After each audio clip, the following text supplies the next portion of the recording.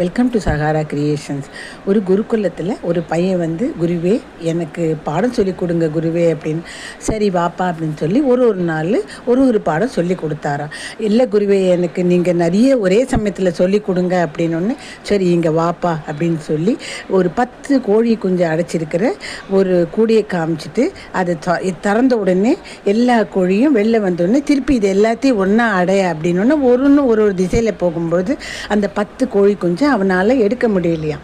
அப்போ என்ன செஞ்சான்னா, அதை பாரு, அந்த சிகப்பு கயிறு கட்டியிருக்கு பாரு, அந்த கோழி குஞ்சை எடுத்துகிட்டு வா அப்படின்னு ஓடி போய் அந்த பலான கோழி குஞ்சை எடுத்துகிட்டு வந்தானாம்.